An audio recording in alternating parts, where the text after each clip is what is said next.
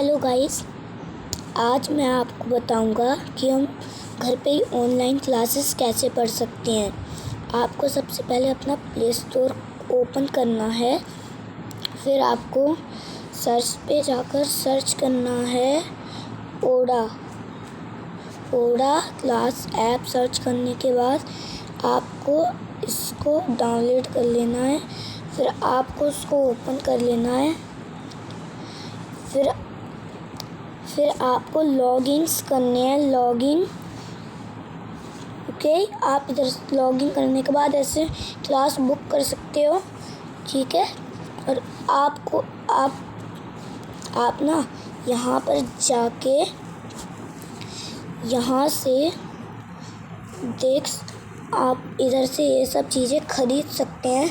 अगर कहीं पे लिख के आ रहा आउट ऑफ स्टॉक, यानी कि वो ख़त्म हो चुकी हैं। इसलिए धन्यवाद।